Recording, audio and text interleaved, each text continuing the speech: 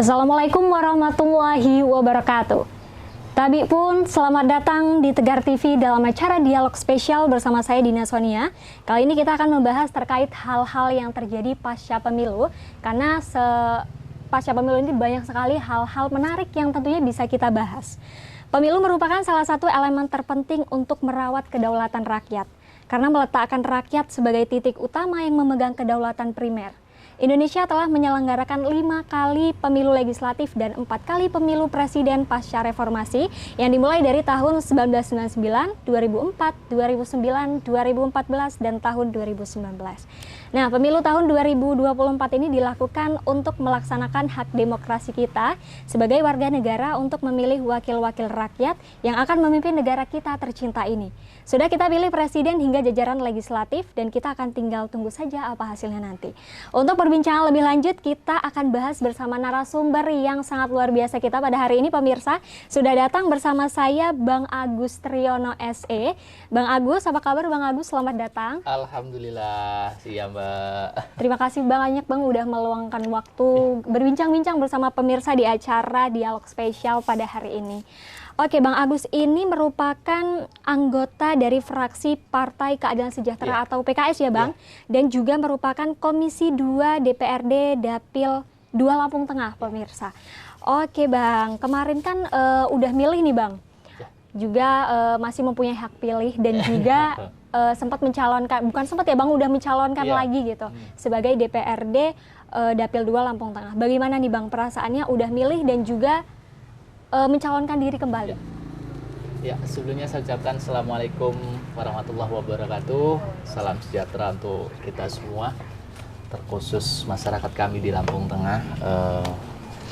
Terkait pemilu tahun ini, Mbak, periode 2024 yang pasti berbeda dengan periode sebelumnya. Periode sebelumnya karena memang di 2019 itu awal periode saya dan ini periode kedua, yang pasti saya pribadi, baik tim juga itu sudah punya hal-hal tertentu untuk bisa di situ menarik masyarakat supaya untuk memilih kita kembali. Nah, kan tetapi memang tantangan-tantangan yang ada itu di luar memang mungkin ada tim yang nggak amanah, ada lagi masyarakat yang berkeinginan itu ini segala macam. Banyak ya, itu Pak? juga menjadi tantangan juga di kami. Di pemilu kemarin insya Allah sudah berjalan dengan lancar, terkhusus di Dapil 2 di Lampung Tengah, di Dapil saya. Tinggal kita nanti nunggu hasil pleno dari pihak KPU yang insya Allah dalam 2-3 hari ini akan dilaksanakan. Wah, baik. Berarti sudah 2 periode akan melanjutkan kepemimpinan nih Bapak. Dan tentunya mengemban amanah rakyat Lampung Tengah gitu sebagai wakil rakyat ya Pak ya. Nah, kalau boleh tahu nih Pak, apa sih Pak yang melatar belakangi akhirnya kok Pak kita panggil akrabnya saja Bang ya Bang ya. Bang Agus ini maju ke legislatif gitu Bang. Jadi kalau terkait masalah cerita sejarahnya, itu sebelumnya saya itu bekerja di sebuah kantor yang memang di situ kantornya, fungsi kantor itu sebagai pelayan. Itu. Jadi motivasi di situ karena pada saat itu saya pribadi dengan kemampuan saya itu hanya bisa melayani masyarakat yang hanya datang ke kantor saya. Itu. Dari situ bermula terus ada niatin kalau seandainya mungkin kapasitas saya punya kebijakan untuk bisa lebih manfaatnya lebih luas. Nah, dari situ muncul niatan untuk nyalon. Tapi bukan berarti dari niatan itu mudah, enggak Mbak. Waktu itu saya minta doa restu dari orang tua, pertimbangannya panjang. Terus yang kedua, paling berat itu minta doa restu dari orang rumah, dari istri Mbak. Itu segala macam upaya saya yakinkan untuk merayu supaya doa istri saya, terus keluarga saya, pure penuh untuk mendukung saya. Tapi ya ada aja problemnya, akan tetapi dengan melihat apa yang sudah saya kerjakan, apa yang sudah saya laksanakan, terus tanggapan masyarakat seperti apa, alhamdulillah dari keluarga besar termasuk istri, dengan bismillah ikhlas saya untuk berjuang di situ. Jadi lumayan panjang rentetannya, dengan niat memang supaya apa yang saya punya, apa yang saya bisa itu bisa bermanfaat untuk masyarakat lebih luas. Dan akhirnya dengan doa restu dan juga dukungan dari keluarga, orang rumah, itu bisa melanjutkan hingga 2 periode ya Bang Insya ya? Allah, yang pasti bukan tanpa tantangan ya, bukan tanpa tantangan, karena kondisi politik di Indonesia, terkhusus lebih sempitnya itu di Lampung Tengah, itu juga sangat berpengaruh terhadap apa yang kita laksanakan. Masalahnya begini, masyarakat itu di luar memang ada bahasa apa yang sudah diberikan, itu mereka juga akan melihat apa yang telah dikerjakan. Itu sebuah prinsip, sehingga alhamdulillah di periode kedua ini dari suara sebelumnya saya ada peningkatan suara yang pasti itu sebuah tolak ukur keberhasilan tim di dalam menyampaikan sebuah calon Agus Triyono ini layak untuk dipilih kembali. Itu, dan alhamdulillah dari perolehan itu ada peningkatan di situ, Mbak. Keren sekali pemirsa. Selanjutnya kita akan bahas nih Bang. Banyak banget pro dan kontra terjadi nih Bang selama pemilu tahun 2024 ini, bahkan masih bergejolak gitu Bang sampai sekarang. Gimana nih Bang tanggapan Bang Agus terkait hal ini? Yang pasti terkait masalah problem-problem yang terjadi di pemilu sehingga muncul di pasca pemilu, harapan saya pribadi masyarakat lebih bijak dalam mengambil atau menginput informasi dari luar yang mana memang informasi terkadang tidak sepenuhnya benar. Betul. Walaupun kondisi di lapangan juga ada beberapa yang di situ memang ada problem di lapangan. Harapan saya masyarakat lebih bijak, jangan mengambil kesimpulan ataupun hal-hal yang bisa merugikan diri sendiri terkait masalah penyebaran berita bohong segala macam. Tunggu saja hasil nanti dari KPU. Dari masing-masing partai akan berproses untuk mengawal itu, untuk mengawal suara amanah dari rakyat, dan yang pasti juga saya pribadi juga akan tetap mengawal suara masyarakat itu untuk sampai akhir di pleno KPU, dan bahkan bukan hanya kepentingan suara saya atau suara partai saya, partai PKS, enggak. Kita objektif keseluruhan suara masyarakat itu kita akan kawal sampai dengan nanti akhir KPU memutuskan personal siapa aja nih yang mendapatkan amanah dari masyarakat. Gitu. Baik, berarti diharapkan masyarakat tetap tenang ya Bang ya, menunggu hasil yang real dan yang resmi ya Bang ya. Oke Bang, ini kan melanjutkan ke periode selanjutnya nih Bang, yaitu di tahun ini. Ada nggak sih Bang evaluasi dari periode sebelumnya yang mungkin, oh ini nih yang harus ditingkatin di periode ini, seperti itu Bang? Terkait masalah pertimbangan, terus apa yang harus dilakukan pada saat ini pasti ada Bang, pasti ada. Tapi pada dasarnya begini, secara saya pribadi, saya mendapatkan suara, saya mendapatkan kepercayaan dari masyarakat itu pure murni karena memang ada tim di situ. Bukan karena Agusnya bagus, bukan karena memang Agusnya nggak ada rekam jejak, enggak. Itu faktor kesekian. Tapi tim di situ, masyarakat yang menilai itu secara pribadi seperti apa, itu yang menjadi tolak ukur mereka. Terus yang kedua, terkait masalah perbedaannya apa, sangat luar biasa Mbak. Mengingat sekarang berbicara apa adanya, kos politik pada tahun 2024 ini itu sungguh sangat luar biasa dibandingkan dengan kos politik di tahun 2019 itu, karena memang masing-masing partai tentunya ada target. Harapannya sih siapapun dia yang mendapat amanah, siapapun dia nanti yang bisa duduk di DPRD, beliau adalah yang terpilih yang bisa amanah menyembatani masyarakat untuk menyampaikan aspirasi dari bawah. Itu harapannya. Oke, berarti dapat saya simpulkan periode sebelumnya benar-benar Bang Agus ini memberi dampak kepada masyarakat sehingga layak sekali dipilih di periode tahun ini. Baik pemirsa, akan kita lanjutkan lagi perbincangan luar biasa ini. Namun kita akan saksikan pariwara berikut ini.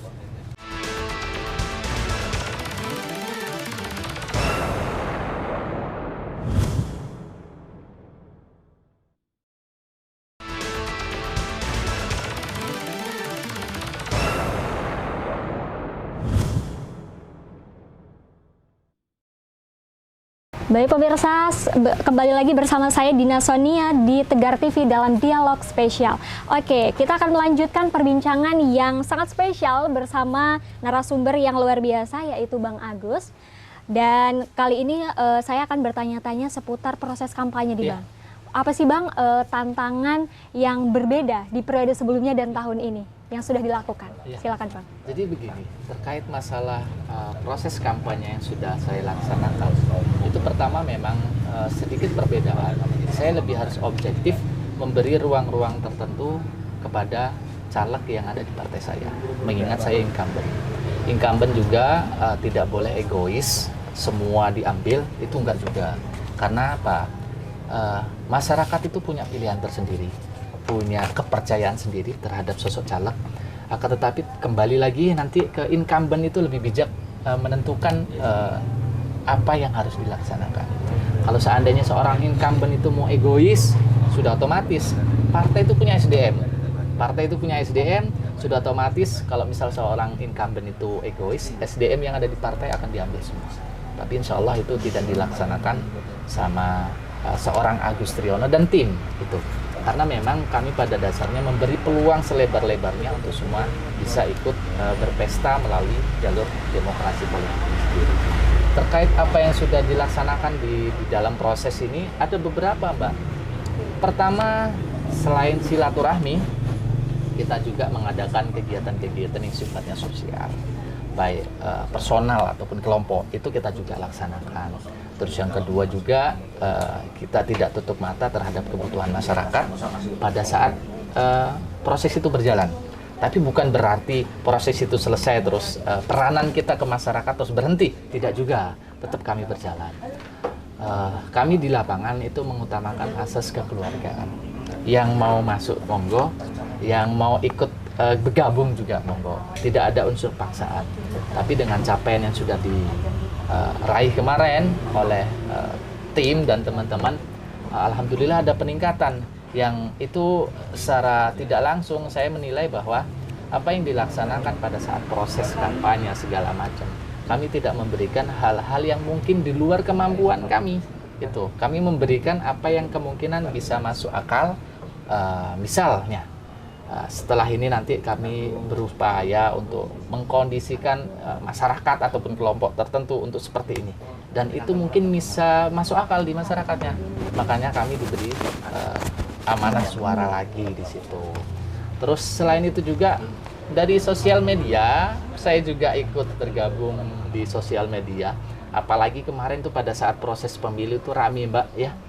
Seorang Agus bernama Agus menjadi tenar di dalam sosial media. Itu mau tidak mau berimbas positif dengan saya. Betul, karena memang kebetulan nama saya juga Agus.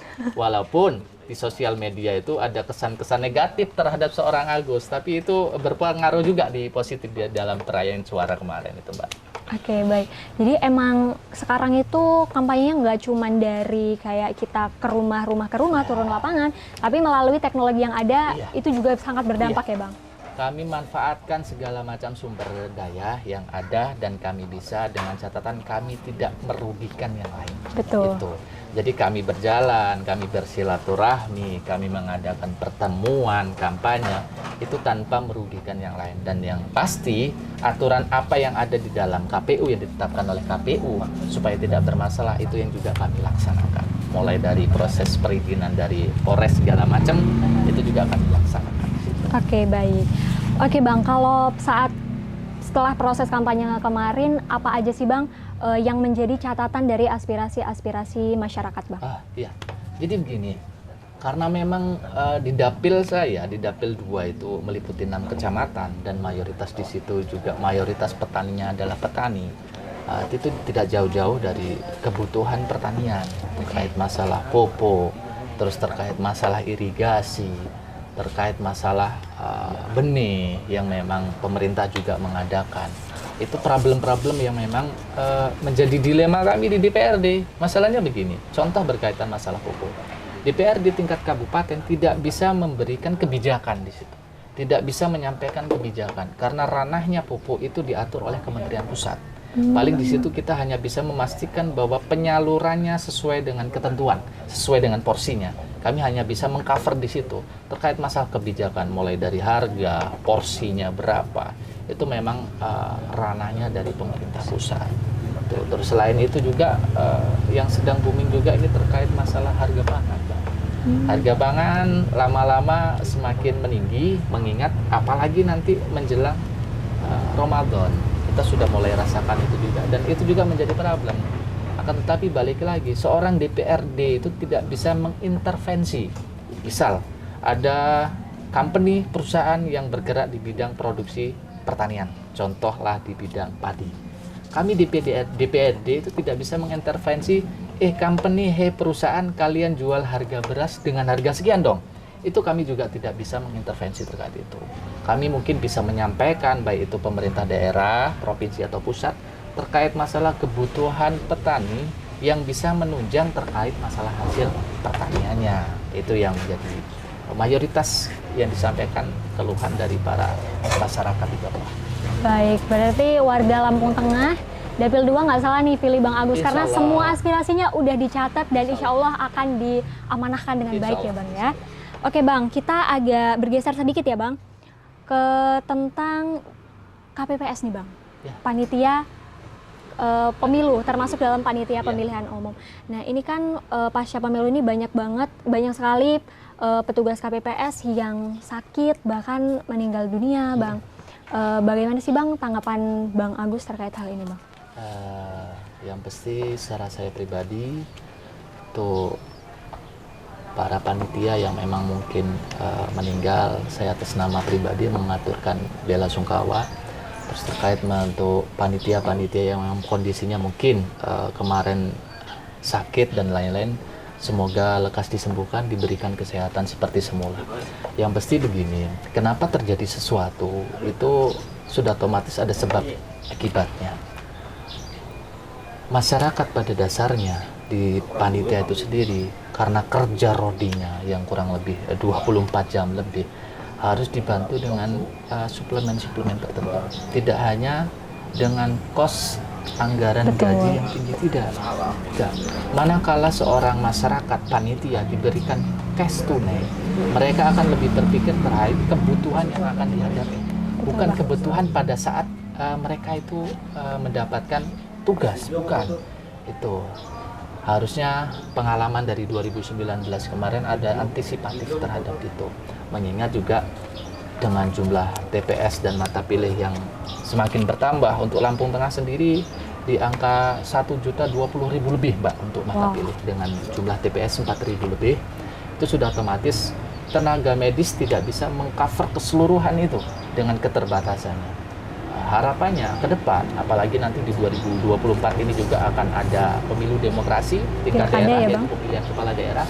Harapannya di luar memang kos gaji ataupun penghasilan yang ditawarkan oleh panitia, itu ada perimbangan juga terhadap suplemen, baik dalam bentuk makanan ataupun dalam bentuk suplemen yang lain, sehingga masyarakat stamina tetap terjaga. Selesai pemilu, kondisi panitia dan yang lain tetap sehat. Itu mungkin yang harus dilaksanakan. Baik, berarti ini juga bisa menjadikan catatan dan juga evaluasi ya Bang, di pemilihan-pemilihan, entah itu pemilihan kepala daerah atau pemilu-pemilu selanjutnya.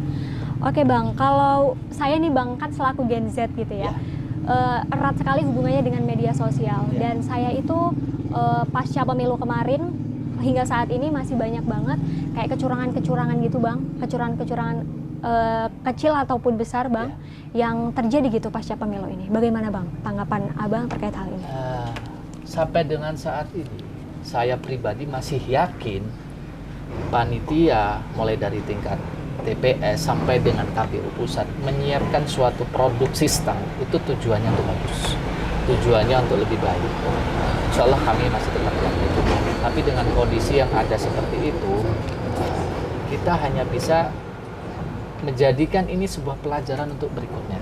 Mengingat begini, pelaksanaan itu sudah terjadi, hal-hal yang memang di luar keinginan juga sudah muncul, kembali lagi itu menjadi bahan untuk periode ke depan.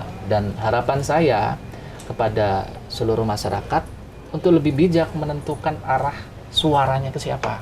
Itu karena masih banyak di sini Mbak, masyarakat memberikan suara itu karena memang ada tawaran-tawaran tertentu yang akan diberikan ataupun yang lain. Itu. Betul. Kalau seandainya masyarakat masih bergelut dengan konsep Hal itu, tersebut. maka cita-cita Indonesia emas di tahun 2045 itu juga akan mengalami hambatan. Tapi manakala masyarakat memberikan suaranya, amanahnya kepada pemimpin yang memang dianggap layak dengan hal-hal tertentu, kenapa dia layak dijadikan pemimpin, insya Allah 2045 Indonesia emas itu akan sangat mudah digapai. Itu keyakinan saya sebagai tingkatan pelaku politik yang paling bawah, yaitu di DPRD Kabupaten Lampung Tengah. Terus yang kedua juga, harapannya kepada caleg nih yang terpilih, besok bisa membawa amanah masyarakat itu sesuai dengan porsi. Porsinya begini, DPRD itu sesuai dengan tugas pokoknya ada 3 fungsi DPRD. Salah satunya terkait masalah membuat kebijakan struktur APBD. Tuh. Jadi masyarakat berharap terkait masalah seorang anggota dewan yang jadi itu bisa mengcover minimal di basis-basis tertentu, walaupun memang secara proporsional tugas seorang DPRD itu mencakup 1 kabupaten. Tapi harapannya besok siapapun nanti yang jadi dan yang dilantik bisa lebih objektif lagi, lebih mengepentingkan kepentingan masyarakat. Itu karena jujur Mbak, hampir 1 periode saya di DPRD itu memang luar biasa. Seorang anggota dewan apabila tidak teguh imannya, tidak paham relnya, tidak paham batasannya, saya yakinkan dia akan tergelincir. Baik itu dalam hal yang merugikan diri sendiri ataupun konteksnya jangka luas. Itu keyakinan saya sampai saat ini. Gitu. Oke. Pernyataan Bang Agus tadi bisa menjadi catatan untuk Bawaslu, legislatif, bahkan masyarakat juga untuk menentukan hak pilih sesuai dengan hati nurani dan juga tujuan emas Indonesia di 2045 kelak. Oke pemirsa, kita akan kembali lagi di dialog spesial setelah pariwara berikut ini.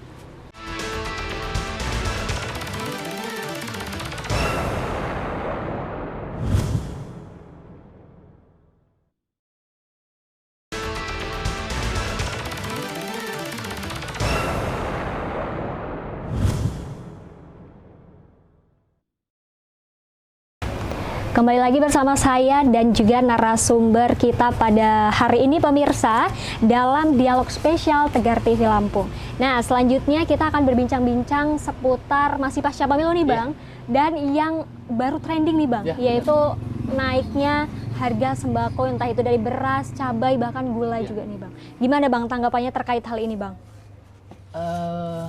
Setiap tahun karena memang masyarakat Indonesia itu bisa dikategorikan adalah masyarakat yang konsumtif, tingkat konsumsinya tinggi, tapi tingkat produksinya tidak berimbang dengan tingkat konsumsi. Dan itu juga kita harus sama-sama sadar terkait masalah kenaikan itu sudah pasti akan terjadi, mengingat apalagi kita menjelang Ramadan ya Bang. Itu Mbak. Akan tetapi begini, harapan kami di DPRD masyarakat bisa lebih bijak mengalokasikan kebutuhan-kebutuhan dasar. Karena pemerintah daerah, provinsi ataupun pusat itu akan, saya yakin akan seoptimal mungkin mengupayakan terkait masalah suku cadang pangan itu tadi tetap terjamin keberadaannya. Tapi karena memang kondisi yang memang mungkin sudah menjadi rutinitas, setiap hari-hari besar tertentu itu akan ada kenaikan. Gitu. Tapi memang saya akui kenaikan bahan pangan periode ini sungguh sangat luar biasa. Fantastis ya Bang. Contohnya di beras, kemarin kita sudah sama-sama tahu beras premium mencapai angka 18.000. Bahkan mungkin dalam sejarah baru terjadi itu. Walaupun mungkin di daerah Indonesia bagian timur mungkin sudah mengalami hal itu. Tapi untuk kita yang memang notabene biasanya harganya dengan ring tertentu yang kita masih sanggup mengcover nih, itu akan menjadi problem tersendiri. Terus yang kedua, masalah kenaikan harga pangan itu sendiri, sebenarnya saya di DPRD beserta teman-teman yang lain juga tidak bisa memberikan hal yang bisa meyakinkan masyarakat bahwa kami ini punya peranan khusus di situ. Itu kami ngomong apa adanya di situ Mbak, karena pada dasarnya itu tadi kebijakan pengelolaan terkait masalah anggaran dan lain-lain, itu ranahnya ada di eksekutif. Kami di DPRD hanya tupoksinya pengawasan dan lain-lain. Itu hanya mungkin bisa menjaminkan bahwa informasi stok pangan, beras dan lain-lain itu terjamin. Itu mungkin lebih ke sana. Cuman bukan terus stuck di situ juga kami diam, enggak. Insya Allah kami juga akan berperan di situ melalui anggaran. Contohnya apa? Mungkin memporsikan anggaran-anggaran untuk bantuan langsung itu lebih besar. Walaupun terkadang terkendala dengan kebijakan pusat. Contoh kecil begini, Bang. Di tahun 2023 kemarin, kami sudah menentukan kebijakannya itu di tahun 2022. Itu. Jadi kebijakan yang akan dilaksanakan di tahun besok itu kebijakannya ditentukan tahun sekarang. Kita sudah menentukan kebijakannya A, B, C, dan D. Akan tetapi akan terbit edaran dari Kemenkyu yang mana porsi anggaran harus diprioritaskan untuk E, F, G. Kami tidak bisa menganulir kebijakan yang diharuskan oleh pusat.